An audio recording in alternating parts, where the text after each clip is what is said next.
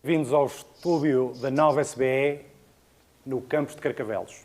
O meu nome é Ricardo Mesquita, eu sou responsável pela área de transformação de negócio e pelo ecossistema de inovação da nova School of Business and Economics, e comigo está o Nadim Habib, que é professor na nova SBE. Neste momento desafiante para a economia e para as empresas, a nova SBE assume o seu papel não apenas na geração de conhecimento, mas também na resposta direta aos principais desafios económicos que surgem como consequência da pandemia. Todos precisamos de viver e pensar além dos desafios do momento presente, num mundo pós-pandemia. Por isso, no dia em que vamos lançar uma iniciativa para ajudar as empresas portuguesas a enfrentar de imediato os seus desafios de negócio, convidamos a Ana Casaca, Global Head de Inovação da Galp, e o João Ricardo Moreira, responsável pelo Centro para a Transformação das Empresas da NOS, para partilharem live os seus desafios em primeira mão. Acreditamos que este é um momento para arriscar, para repensar e para redesenhar o modelo de negócio das empresas, introduzir mudanças em tecnologia, em processos, em produto e em pessoas. Ao longo desta conversa e nos meses que se seguem, não vamos ficar apenas por esta sessão, gostávamos de entender e ajudar as empresas a recuperar o tempo perdido, explorando caminhos e identificando iniciativas de transformação do negócio orientadas para o cliente e que possam ser objetivas e acionáveis. Ana, João, Nadim, obrigado por aceitarem um convite para esta conversa. E sem mais demora, se calhar começamos por ti, Ana. Queres partilhar connosco os principais projetos de inovação em que estás envolvida atualmente na Galp? Antes de mais, obrigada pelo convite. É um prazer estar aqui convosco hoje, rodeada de amigos. A inovação da Galp, ou por outra, a Galp estamos nós todos num momento único em termos de quando nós olhamos para o mercado de energia. Não é? Nós olhamos para o mercado de energia, eu acho que é uma oportunidade única para uma empresa como a Galp, de facto, conseguir construir um portfólio, tornando-se de facto um negócio global de energia com produtos de baixo teor de carbono. E, portanto, eu dividiria talvez os meus desafios em três grandes áreas, ou os desafios da inovação em três grandes áreas. O primeiro é de facto apoiar a aceleração de um novo portfólio de produtos de baixo de carbono, porque temos naturalmente o objetivo de atingir a neutralidade carbónica até 2050 e, portanto, isto traz uma imensidão de desafios e uma imensidão de oportunidades para uma área de inovação que está naturalmente a apoiar o desenvolvimento de produtos novos e de serviços novos. Depois diria mais dois grandes desafios que estamos a trabalhar, que estão inerentes a este nosso grande desafio, que serão os processos internos, portanto, processos internos e a própria governance. Nós queremos todos ter uma Galp mais lean, mais ágil e naturalmente mais digital, e isso implica uma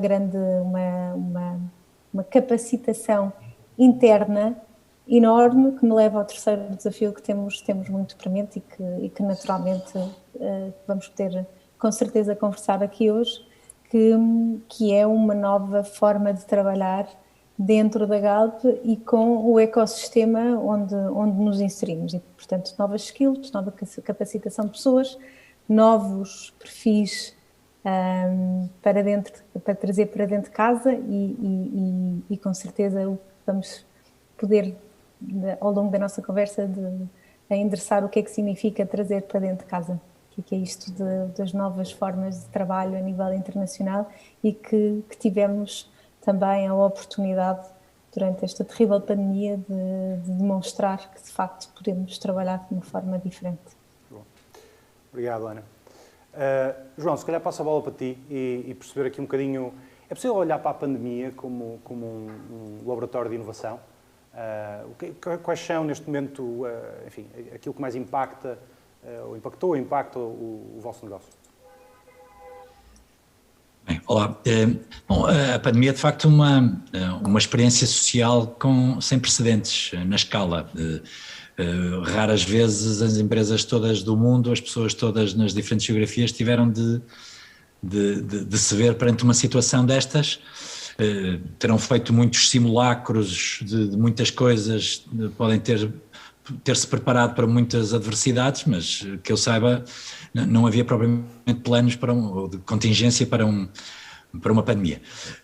Agora, sendo uma disrupção, de facto, serviu também para testar um conjunto de formas diferentes de interagir, desde logo com os clientes, entre colaboradores de uma grande empresa e de forma até mais alargada em termos de relação com os stakeholders no ecossistema.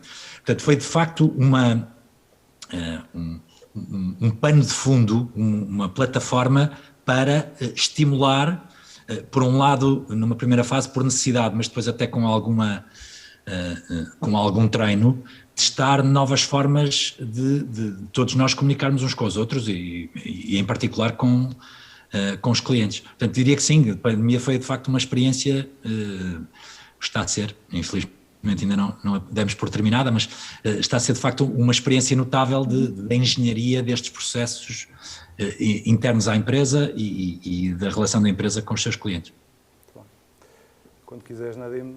Não, acho interessante, eu acho que duas coisas rápidas aqui. Primeiro, Ana, dizer, tudo que estamos a fazer já estávamos a fazer antes da pandemia, não é? E de uma certa forma a pandemia deu-nos um pouco um elan aqui, porque a descarbonização, etc, é uma coisa a fazer. Mas também o João a dizer uma coisa interessante, que nós mudamos a nossa forma de trabalhar e introduzimos tecnologia com base nisso. Em vez do que eu tenho visto muito antes da pandemia, é que introduzimos tecnologia sem mudar a nossa forma de trabalhar. E para a pandemia aqui tem sido uma lição interessante, é que nós introduzimos tecnologia para apoiar uma nova forma de trabalhar e para mim isto é um bom benchmark para, quando eu falo em inovação, start by como é que eu quero mudar a maneira que eu trabalho, a maneira de relação com o cliente e depois analisa a tecnologia, não é? Eu acho que antes da pandemia nós às vezes... Alguém falava em toys for the boys, não é? The difference between men and boys is the price of their toys, não é? Nós muitas vezes comprávamos tecnologia porque era giro e depois não sabemos como é que vamos fazer. Porque acho que são duas lições importantes para pegarmos. E este teste de stress que a pandemia está a provocar sobre as unidades de negócio, enfim, nós temos uma série de unidades de negócio, a Galp também funciona. Como é que vocês estão a fazer essa gestão dos desafios em cada uma delas? E que oportunidades é que vêm aí nesta etapa? Aquilo que eu diria, de facto, e até pegando nas palavras do Nadim, a expressão mais portuguesa, se quisermos, é de tecnologia está o inferno cheio e, portanto, não é propriamente a tecnologia que resolve problemas. Do nosso lado, aquilo que sentimos foi, em primeiro lugar, numa primeira fase, um sentimento de responsabilidade de que, pelo menos durante algum tempo, íamos ser nós a suportar alguma normalidade da relação entre os agentes económicos, entre as pessoas. E, portanto, houve uma clara preocupação de garantir a resiliência, portanto, se quisermos olharmos para os básicos da nossa proposta de valor, mas para garantir que um país, uma economia continuava a fluir. E acho sinceramente que, olhando para trás, e estou a falar do setor, nem sequer estou a falar da nós em particular, acho que demonstrou uma resiliência e uma qualidade notáveis. Teria sido ainda mais difícil se tivéssemos tido aí algumas provações. Mas dizia, nós ao mesmo tempo estávamos a garantir a resiliência, sabendo, no entanto, que muitos pequenos negócios tiveram de fechar compulsivamente, grandes negócios viram até os seus negócios a crescer, porque por vicissitudes da crise, tínhamos ao mesmo tempo uma confluência, nós gostamos de separar o segmento residencial do segmento empresarial, mas de repente tínhamos o segmento empresarial e o residencial dentro da mesma casa, com canais de comunicação diferentes para fins diferentes, e portanto isso obrigou-nos de facto a garantir a resiliência por um lado, mas a manter os contactos com os clientes que nos permitissem ter aquilo que nós já ambicionávamos antes, mas que ia ser o parceiro para a transformação das empresas. E quando em momentos de crise nós tivemos de, por exemplo, partilhar abertamente os manuais de procedimentos que nós tínhamos feito para consumo interno, mas decidimos pura e simplesmente partilhá-los com as empresas, porque elas não teriam provavelmente a mesma capacidade de definir procedimentos finos de como ocupar o espaço, como gerir o trabalho remoto, como gerir a saúde mental dos colaboradores à distância.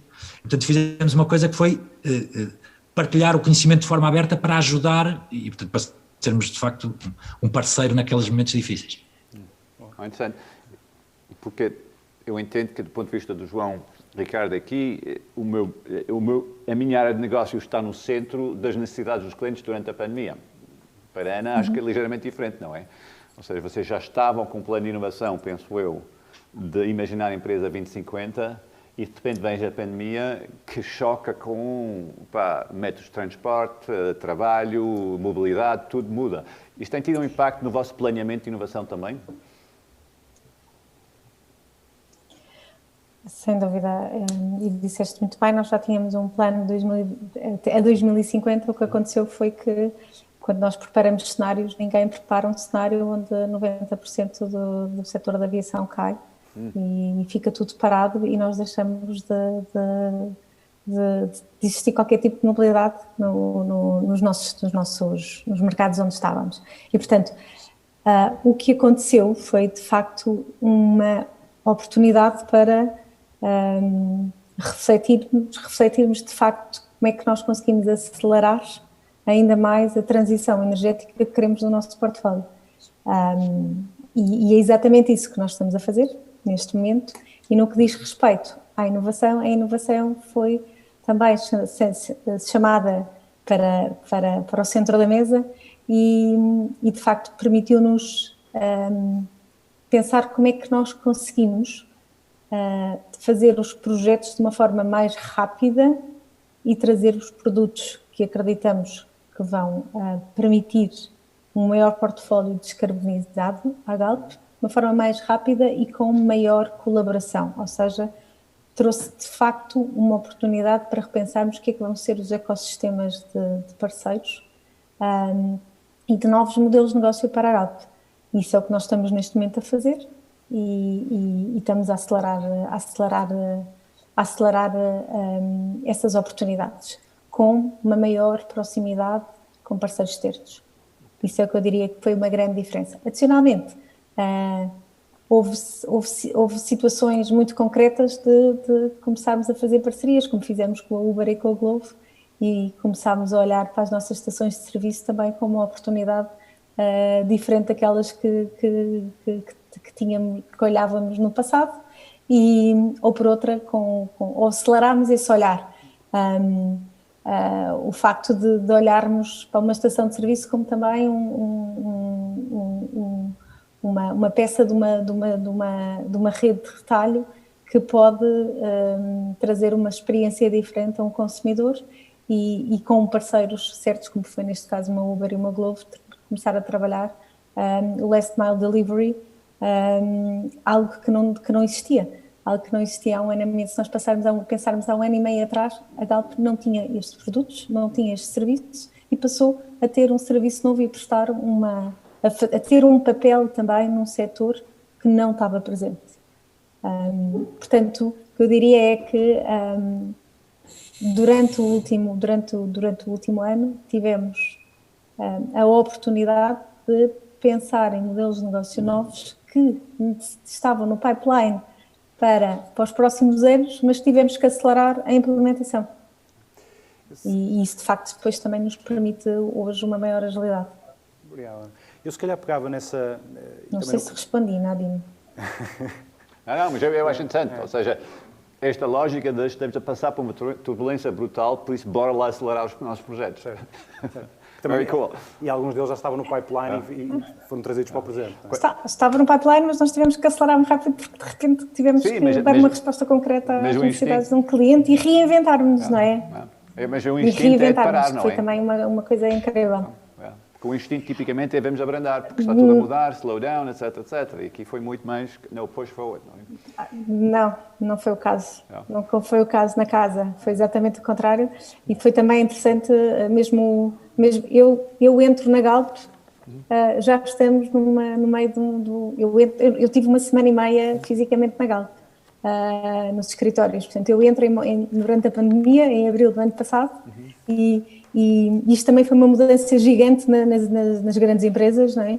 Porque nós não estávamos supostamente preparados para trabalhar de uma forma remota e eu faço um onboarding de uma forma super smooth e passado 3 meses estava a lançar produtos novos e serviços novos. E, portanto, é algo que acelerou e que nós provámos que de facto existe. houve uma oportunidade também para agilizarmos alguns processos internos e trazermos mais inovação de uma forma mais rápida e testarmos produtos e serviços de uma forma mais rápida. Ana e João, eu se calhar aproveitava esta deixa porque realmente o último ano e meio tem sido bastante turbulência e nós hoje na audiência da nossa sessão temos uma panóplia de perfis de pessoas que vêm de equipas de inovação, de grandes empresas, de pequenas, médias empresas, alguns empreendedores, mas acima de tudo pessoas que estão à procura de alguns aspectos mais objetivos e acionáveis que possam utilizar e que apontem caminhos também para enfrentar esta adversidade e sair nesta etapa de pós-pandemia. Na vossa experiência, alguns findings que vocês tiveram, alguma luz que vocês encontraram e que ajudou a dar esses passos, que queiram partilhar connosco? Posso começar? Há aqui duas realidades onde de facto tivemos uma aceleração da adoção de algumas práticas e de comportamentos que se nos perguntassem há um ano e meio nós seríamos talvez mais céticos. As dinâmicas internas são óbvias mais ou menos para todos, a Ana já o referiu, passou a ser habitual fazer o acolhimento de novos colaboradores sem que nunca os tivéssemos visto em 3 dimensões, portanto, aliás, conhecemos as pessoas agora a maior parte das vezes em 2 dimensões, o que, convenhamos, não é exatamente a mesma coisa. Perderam-se cruzamentos no corredor ou nos elevadores, perderam-se algumas ligações ligações mais informais que depois fazem uma cultura, portanto esse é um aspecto que teremos tempo depois de fazer algum retomar para eventualmente corrigir alguma perda de coesão durante este período, mas pela positiva, internamente nós temos equipas inteiras, empresas inteiras, foram colocadas em diferentes sítios do país e começaram a ter que interagir como se nada fosse. E, portanto, nós criamos algumas dinâmicas de pontos de situação, alguns deles diários, meia hora de pontos de situação diários, que é uma coisa típica de emergências e portanto, quase disciplina militar. Hoje em dia, para dizer a verdade, alguns desses pontos de situação servem mais para manter alguma conversa mais mole do que propriamente para garantir a coesão do grupo em momentos difíceis. Mas olhando depois para o outro lado, mais do mercado, vimos durante anos, por exemplo, na área da saúde, as teleconsultas a terem algumas resistências, uns riscos que tinham de ser pesados, e de repente, até em ferramentas como o WhatsApp, de repente há consultas em vídeo sem nenhum tipo de cumprimento de critérios. Vi uma vez um exemplo, penso eu, da Câmara do Porto, em que de repente se fez a consulta a registros do notariado através de um telemóvel que apontava a câmara para esse mesmo documento e isso configurava a possibilidade de consultar um documento. Estes 2 exemplos pequenos são exemplos de coisas, de barreiras que foram quebradas por necessidade e que nos fizeram estar hoje num patamar de adoção da tecnologia e do digital como não imaginávamos. Nós hoje temos uma adoção de coisas simples como a fatura eletrónica ou de privilegiar contactos remotos como não tínhamos alguma evolução antes, mas que teve uma aceleração enorme durante este período. Portanto, estes são alguns pequenos exemplos internos e externos que mostram que de facto houve uma aceleração, se não mesmo disrupção em alguns aspectos. Ana, queres? Sim, se calhar também dou alguns exemplos em termos de novas formas de trabalho, como exemplos claros que nós fizemos na área de inovação. Portanto, temos os Diary Catch-ups, que no fundo passaram a ser algo comum nas equipas. E pronto, antigamente víamos nos corredores, como dizia o João, e tomávamos um café e dizíamos o que é que estávamos a fazer. Hoje fazemos formalmente.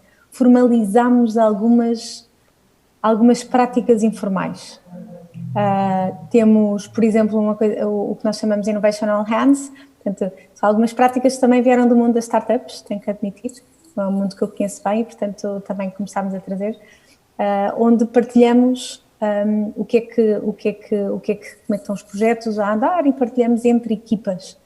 Depois também começámos com outra ação que chamamos Dare to Share, onde temos a oportunidade de convidar alguém para partilhar um projeto com mais tempo e para nos desafiarem sobre algum ângulo que nós não estejamos a ver ou apenas partilharmos o que é que estamos a fazer. E uma das coisas interessantes que nós notámos foi aquilo que eu referia, que é a formalização de algumas tomadas de decisão que nós acabávamos por fazer de forma informal. E, portanto, voltámos a escrever. Voltámos a escrever mais memos, voltámos ao Word, voltámos a escrever mais a nossa história. E agora estamos exatamente no momento, neste caso na inovação, que estamos a escrever ou a reescrever a nossa estratégia de inovação, o nosso roadmap. É muito interessante como a escrita voltou a ter um papel super relevante no dia-a-dia da inovação, que normalmente não somos pessoas que adoram escrever documentos ou escrever PowerPoints, mas voltou a ter esse papel importante para permitir de uma forma clara o diálogo entre as várias equipas que estão espalhadas em várias localizações. E, portanto, isso também foi uma grande diferença na própria equipa de inovação. Temos uma pessoa na Noruega, e está bem na Noruega, e está lindamente a trabalhar connosco diariamente. Temos pessoas no Porto, temos pessoas em Lisboa, temos pessoas onde quiserem estudar, e está tudo bem. Isto também nos permite que na própria estratégia da inovação nos permita dizer que de facto hoje conseguimos recrutar talento internacional e que podem ficar onde quiserem, porque provamos que conseguimos trabalhar de forma remota. E esta foi uma grande diferença em termos de formas de trabalho. Olha, deixa-me só acrescentar que desculpa, Ricardo, o tema da relação com o espaço acho que é uma das grandes conquistas e com a qual depois temos de saber viver. Porque reparem, temos consciência de que foi inventado o teletransporte durante este período, não é? Portanto, eu estou neste momento no Campos da Nova e eu 5 segundos antes estava aqui no Parque das Nações. Esta capacidade de não ter este atrito de deslocações de um lado para o outro, ao mesmo tempo como eu posso estar em contacto com qualquer ponto do mundo, contribuindo para o meu sedentarismo e não sair da minha cadeira, é uma coisa que pode ter muitas coisas negativas, terá seguramente, mas é uma nova forma, um novo acesso a tudo o que existe. Depois há uma segunda coisa relativamente ao espaço que tem a ver com os espaços. As empresas investiram para ter muitos metros quadrados à disposição, porque era suposto trabalhar-se nestes espaços. Hoje está mais do que provado que se pode trabalhar em qualquer lado. E a questão é, para que servem os espaços? Não são só contentores, entre aspas, de pessoas, em que as pessoas têm X metros quadrados e têm um open space e uma secretária e um acesso à rede. É um local de encontro. E esse local de encontro, penso eu, no futuro, deve ser ativamente usado para exatamente aquilo que o trabalhar a partir de casa não dá. E, portanto, eu acho que a noção do espaço é talvez dos insights mais fortes que a pandemia trouxe. Como é que tiramos partido dele e como é que tiramos partido do teletransporte? Não, é interessante porque a palavra que estou a ouvir não está a ser dita, mas estou a ouvir constantemente, é possibilidades. It's possibilities. Não é? Estamos a aumentar possibilidades de forma brutal. Que é interessante porque do outro lado temos aquela coisa, a pandemia, coisa terrível, etc. Mas ela de facto abriu cabeças, oportunidades e possibilidades. Eu acho que levanta a pergunta, não sei, tem espaço para mais uma pergunta ou não? Okay. Que é, como é que se faz planeamento de inovação no mundo em que triplicamos possibilidades, quadruplicamos redes, all that? Já há planeamento ou largamos toda a gente e dizemos, vamos trazendo ideias? João, começo? Não, começa. Então, eu tenho que haver planeamento de inovação. Que, eu acho que se nós não planearmos inovação, nós depois também não conseguimos gerir a inovação, não conseguimos perceber quais são os outputs que temos e, portanto, temos que ter planeamento. Dito isto, não consigo bem fazer um planeamento para 2050 de inovação. tenho áreas de foco. Eu não sei o que é que vai ser, eu digo sempre, eu não sei o que é que vai ser o futuro, eu não sei como é que vai ser o amanhã. Tenho projetos que naturalmente, e na área industrial, naturalmente são projetos que não consigo ter prontos em 3 meses e, portanto, esses naturalmente têm uma gestão de projeto mais tida como tradicional. E, portanto, naturalmente tenho um portfólio de projetos, tenho os KPIs todos de projetos, tudo aquilo que nós conhecemos. Aquilo que nós temos que ter é, de facto, uma capacidade de olhar para as oportunidades, testar as oportunidades que não tínhamos tanto anteriormente. E acho que esse ponto veio acelerou imenso nestes tempos. Nós não temos a certeza o que é que soluções é que vão vingar e, portanto, rapidamente temos que ter uma cultura interna e procedimentos internos que nos permitam agarrar uma oportunidade, testar essa oportunidade em pouquíssimo tempo e depois concluir se podemos escalar ou não escalar. E isto implica uma equipa com skills e competências diferentes, naturalmente com capacidade técnica, mas também com uma capacidade muito grande das novas skills da Human Centered Design Approach e que nos permite, esta mistura de skills, nos permite rapidamente testar e depois perceber se queremos escalar ou não. E é isto que nós estamos a fazer. Estamos a fazer, eu digo que estamos a fazer e, portanto, estamos a aprender também a fazer e a caminhar, a fazer este caminho na Galp.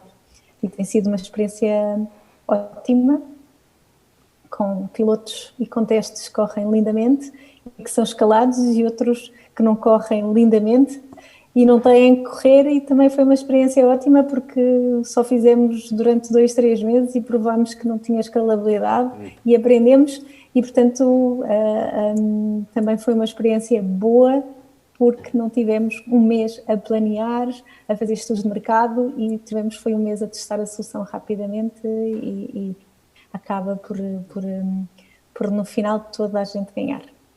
Mas é uma mudança cultural gigante e para mim a transformação e a inovação, digo sempre que é 99% de pessoas e 1% de tecnologia, é mesmo porque tudo isto são pessoas que têm que ter a capacidade de rapidamente se adaptar a uma nova solução. E João, do seu lado, vocês vão fundir particulares e empresas ou vão mudar tudo? Ou... Não. Eu acho que o comentário do triplicar possibilidades depois também bate os recursos não são infinitos e, portanto, a própria escassez de recursos limita a quantidade de coisas que se podem fazer. Agora, o que me parece, e eu concordo inteiramente com a Ana, houve um nível de pragmatismo típico dos momentos mais de emergência. Não é momento para pensar ou para adiar coisas, é mais para fazer ou não fazer. E houve talvez bastante preocupação em deixar cair coisas que se calhar noutros momentos teriam seguido um pouco mais. Portanto, esse nível de pragmatismo eu acho que foi trazido também pelo ambiente, a noção mais básica de que estamos... com um sentido de sobrevivência mais apurado e como tal não podemos perder tempo com coisas acessórias. Cool.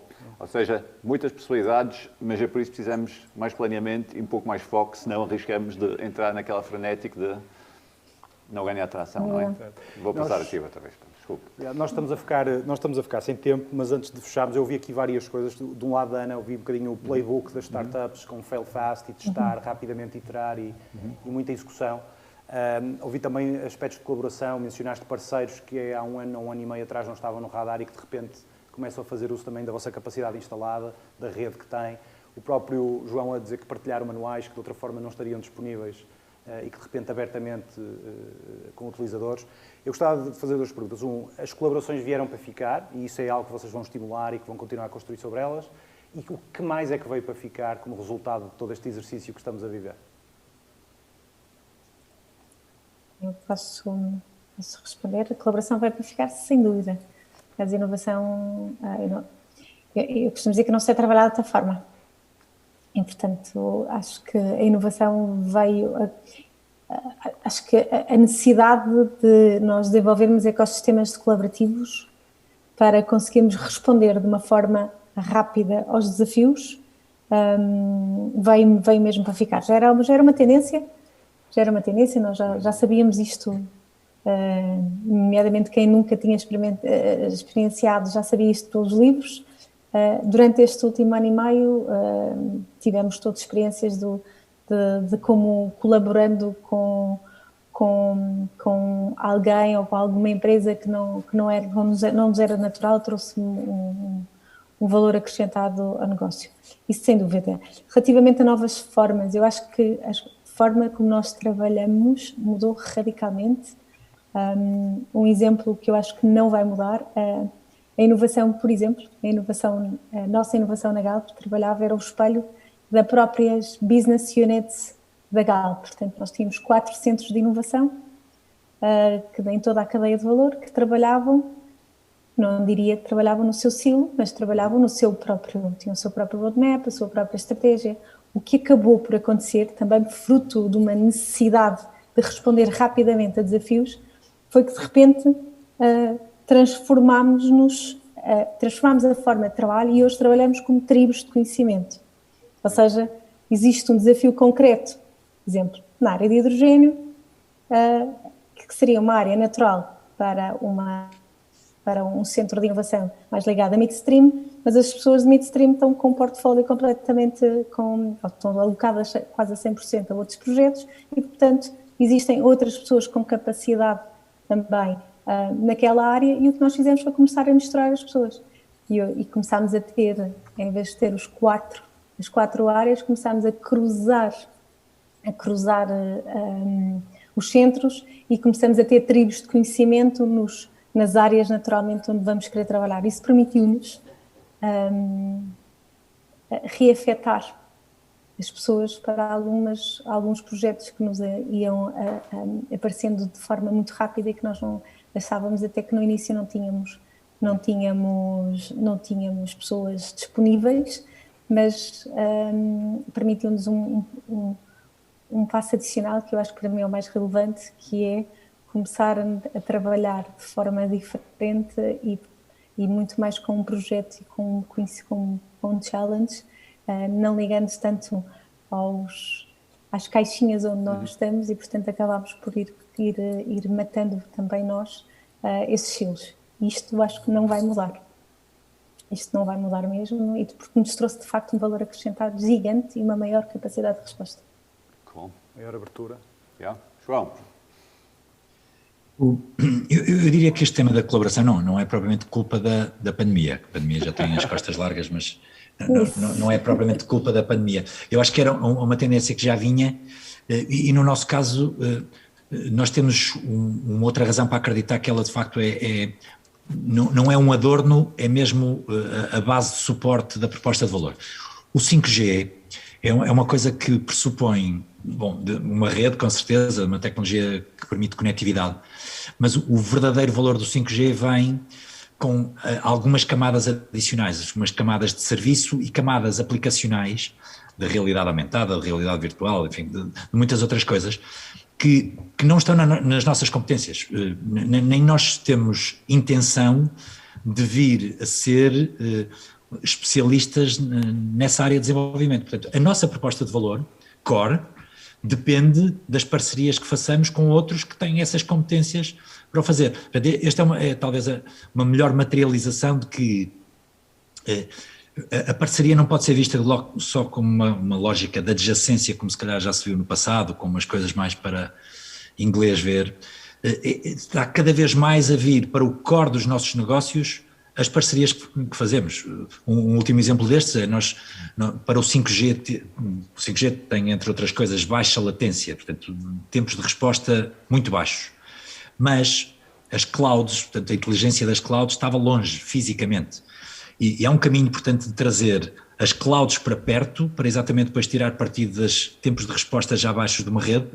E, portanto, uma proposta de valor não é feita por nós, é feita por nós, pelos hypercloud providers, pelos pequenos developers que fazem camadas aplicacionais, e isto é o que o cliente vai ver, não é nenhuma das partes separada. Portanto, estou bastante otimista que de facto, que o caminho é exatamente de tornar mais central a colaboração. João, Ana, eu se calhar passava ao Nadim e pedia-te, Nadim, se quiseres fazer aqui um wrap-up daquilo que ouvimos. É muito rápido e eu acho que primeiro esta coisa de a pandemia ajudou-nos a ser muito mais pragmáticos do ponto de vista da inovação, pega a palavra do João, não é? Deixamos que coisas, avançamos com outros, get it done, etc, etc. E do outro lado, que também começamos a perceber a importância da inovação, não é? Ou seja, às vezes antes da pandemia a inovação era nice to have, estava lá sentado, mas pá, não interrompe por amor de Deus o meu dia-a-dia, porque eu tenho um Excel para fazer e coisas dessas, e por isso, very nice, mas são aqueles hippies com os postes cor-de-rosa noutra sala. Estou a brincar, mas percebem o que eu estou a dizer, e hoje, pá, sou eu a falar em inovação. E com 2 ou 3 grandes benefícios. Primeiro, muito mais pragmático, get it done, move, não é? Não a procura a perfeição, mas simplesmente a melhorar constantemente, por isso quase o Agile entra no ways of work, sem informação formal, simplesmente a maneira que nós fazemos as coisas. Eu acho que o segundo ponto é que a pandemia também deixou cair alguns mitos ou barreiras do passado que nos permitiu abrir um pouco a cabeça e, por isso, abriu possibilidades, que é fantástico, mas, do outro lado, acho que o que é que os dois estão a dizer aqui é cuidado, porque temos de voltar a pôr isto dentro da caixa, porque senão o que começa a acontecer é too many possibilities e no traction, e temos que começar a fazer. Abriu novas maneiras de colaborar e trabalhar, e, por isso, vamos provavelmente ter mais pessoas que vão exigir participar no processo de inovação, que é positivo, mas do outro lado exige um papel de gestão e de coordenação mais importante do que provavelmente no passado, não é? Temos mais pessoas envolvidas em mais departamentos, em mais divisões, etc, etc. E finalmente, a aposta nos ecossistemas de parceiros do passado vai acelerar ainda mais. E para mim, a conclusão que eu vou tirar, e eu acho que não tenho muito tempo, por isso vou ser rápido, é simplesmente que provavelmente nunca vai ser tão importante ter uma estratégia clara de inovação e uma infraestrutura de apoio à inovação, porque o que é que fizemos no ano é que dissemos a toda a gente, epá, afinal isto tem impacto, afinal isto funciona, afinal toda a gente tem que participar e afinal é uma questão de ir avançando e melhorando, etc, etc. E o risco é que se não tivermos uma estrutura e um plano, é que acabamos por correr muito sem grande tração e acho que isto vai ser o grande desafio. E porquê é que eu sinto isto? Porque vejo do outro lado do Conselho de Administração há uma noção clara de há um regresso que temos de planear. Eu acho que vai haver muitos budgets mais soltos durante a pandemia, vão voltar a ser estruturados, where are we going, how do we going, qual é a aposta, etc, etc. E por isso esta pessoa responsável não só tem um papel de coordenação, mas tem de alinhar muito bem a estratégia de inovação com a estratégia organizacional da empresa. Isto vai ser para mim o grande desafio daqui para a frente. Vão ser tempos fantásticos. Eu sinto que nós inovamos muito pouco na nossa forma de organizar e trabalhar nos últimos 30 anos e que vamos ter uma explosão na próxima década que vai gerar muitas oportunidades para toda a gente. E por isso acho que o que eu ouvi hoje é uma confirmação disso. Parecem os dois ainda muito positivos, não é? Which is great, são 14 meses da pandemia em que a maioria das pessoas andam rotos, mas so clearly um tempo de possibilidades e oportunidades. Bom. Eu acho que, antes de calhar, eu gostava de vos pedir, Ana e João, uma última palavra antes de fecharmos a sessão. Eu julgo que nós lançamos 4 perguntas no chat do Zoom, que era interessante se a audiência, quem nos está a ver, se pudesse responder, até porque vamos poder mostrar os resultados no final.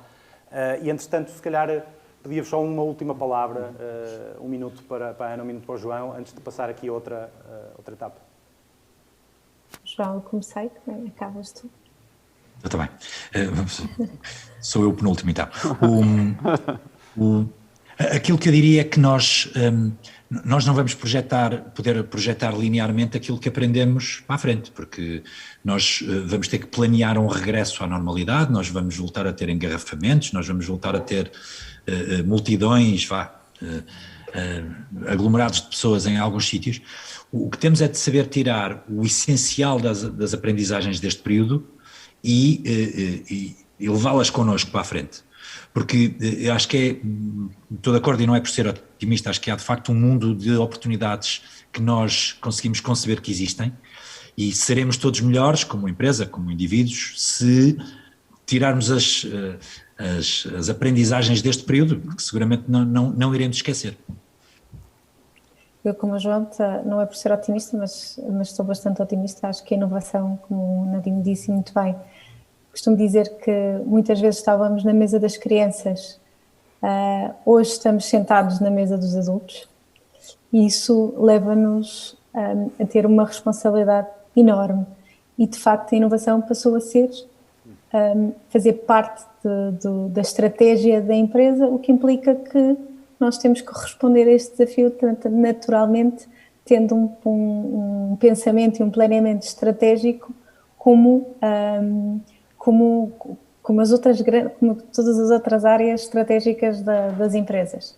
Não podemos, naturalmente, perder este nosso espírito de criatividade e nosso espírito de ser um pouco os mavericks da organização, mas dito isto, é uma oportunidade como nunca existiu na generalidade das empresas. Dito isto, também a importância do processo interno vai ser enorme, porque vão existir imensas oportunidades, mas nós facilmente também nos desfocamos. E daí ser, por exemplo, tão interessante que nós, neste momento, na Galp, estamos exatamente a discutir qual é que é o roadmap de inovação e tornar isso de uma forma muito clara para todas as business units, o que é que nós vamos fazer e, principalmente, aquilo que nós não vamos fazer. E isto é uma oportunidade, como eu acho, que noutros tempos não existia. Portanto, para mim, eu sou uma otimista relativamente ao que aí vai, mas acho que existe, de facto, uma oportunidade única porque nós parámos, sentámos na mesa dos crescidos e, de facto, agora podemos olhar para o futuro e tomarmos decisões, escolhermos as áreas e os projetos onde, de facto, vamos trazer mais valor acrescentado. Obrigado, Ana. Obrigado, João. Eu, se calhar, com esta deixa, e antes de partilharmos os resultados das perguntas que lançamos, e como acabámos de discutir, as empresas têm que reagir. E neste último ano fomos forçados a resistir à tempestade e tivemos que suspender iniciativas orientadas para o futuro, que muitas delas ficaram nas nossas gavetas e outras não, foram aceleradas. E acreditamos que este é o momento certo para identificar e discutir os principais desafios estratégicos das empresas neste novo contexto e as respectivas mudanças cruciais para garantir o futuro dos negócios no mundo pós-pandemia. Por isso, aproveitamos hoje para lançar uma open call às empresas, onde a nova SBE está empenhada em ajudar a recuperar o tempo perdido e arrancar rapidamente com iniciativas de transformação de negócio. Essas iniciativas estão alinhadas com a estratégia da empresa e orientadas para o cliente e procuramos que sejam objetivas e acionáveis. Por isso criámos a Box, Business Open Experience. O que é a Box? Trata-se de uma open call para todas as empresas, portanto um challenge, em que as empresas lançam desafios que os nossos estudantes vão responder, acompanhados naturalmente por mentores, pelo próprio faculty e pelas próprias empresas que convidamos a juntarem-se. Nós procuramos que estas boxes promovam uma forma de aprender, aplicar e construir soluções para enfrentar desafios futuros do negócio no mundo pós-Covid. Achamos que é um momento para arriscar, para repensar o atual modelo de negócio, para redesenhar os próprios modelos, para introduzir mudanças de tecnologia, processos, produto, pessoas. O talento é fundamental que acompanhe este desenvolvimento, como ouvimos na conversa que acabamos de ter com a Ana e com o João. Esta nova geração de futuros clientes e colaboradores e gestores que temos na nova SBE pode, sem dúvida, introduzir perspectivas com imparcialidade e experimentais sobre os negócios das empresas. Por isso, falo-vos das boxes enquanto um open call. Gostávamos que entendessem isto com um sentido também de urgência, uma vez que a primeira semana vai já decorrer durante o mês de junho, entre o dia 14 e o dia 18, portanto é box de uma semana, que lançamos agora, mas elas têm diferentes durações e também diferentes conteúdos. Estes tipos de boxes dependem muito entre 1, 2 e 3 semanas, dependem muito do número de equipas, do número de estudantes envolvidos, do tipo de facilitação, do tipo de mentores também, parceiros, e incentivamos também as empresas que se envolvam ativamente, não lancem apenas o challenge, mas também com os seus colaboradores, com os seus ativos, estejam lado a lado com os estudantes e com as nossas equipas de inovação. E, portanto, quem é que nós vamos ter do lado da nova SBE? Vamos ter envolvidos os nossos vários labs e hubs do ecossistema de inovação, nomeadamente o Co-Innovation Lab, o Digital Experience Lab, o Entrepreneurship Hub e o Singularity University, que vão procurar com as suas equipas multidisciplinares ajudar à prossecução destes e a vislumbrar soluções para estes desafios. Fica lançado o desafio. Eu julgo que vão ter também no chat do Zoom a landing page que vos vai permitir deixar os vossos dados e rapidamente candidatarem-se a essa oportunidade. Temos um número limitado de boxes, até por número restrito de oportunidades que vamos ter, pelo menos agora antes do verão. Vamos ter um primeiro slot em junho e um segundo em setembro. Deixo-vos também o meu e-mail, se tiverem alguma dúvida, alguma questão que queiram colocar sobre a transformação de negócio, o ecossistema de inovação, escrevam-me diretamente, por favor. E antes disso, e de agradecer à Ana, ao João e ao Nadim de se juntarem a nós, eu julgo que podemos divulgar os resultados do inquérito que fizemos. É possível? Sim? Fantástico.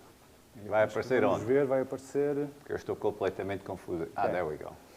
Qual o foco estratégico atual da sua empresa? Ah. Core business atual, novos modelos de negócio, ambos.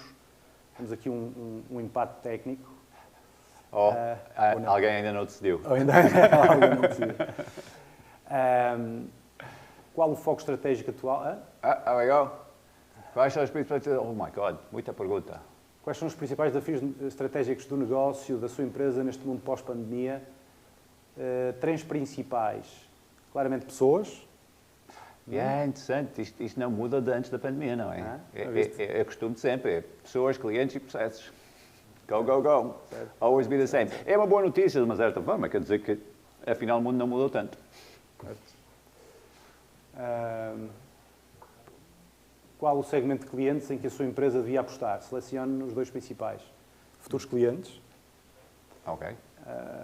omnicanal, clientes digitais, ali side by side. Yeah. E, curiosamente, os clientes não digitais é mínimo, é residual. Não é? Ok. All right. Interesting. Qual o segmento de clientes que a sua empresa deveria... Já fizeste. Este é o mesmo. Como avalia a atitude da sua empresa neste contexto adverso? Claramente moderada, ousada. Sim, mas suspeito muito melhor do que antes da pandemia, outra vez. Certo. Yeah. Eu acho que há muito mais coragem.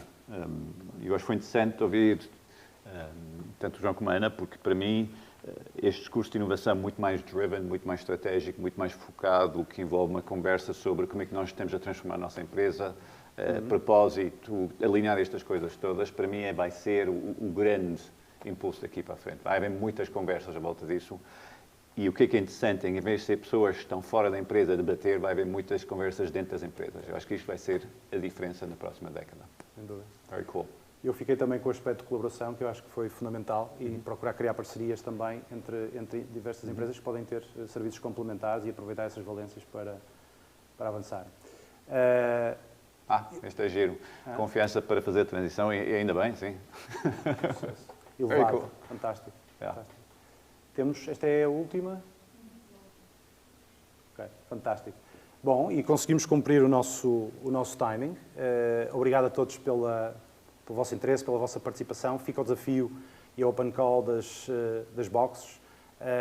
Stay tuned, vamos continuar a organizar este tipo de conversas. Foi fantástico ter-vos, Ana e João e Nadim. Obrigado por estarem aqui. Obrigado. E continuar a acompanhar nas redes sociais tudo o que estamos a desenvolver na Nova SBE. Obrigado, até breve. Thank you. Sim. Thank you. Obrigado.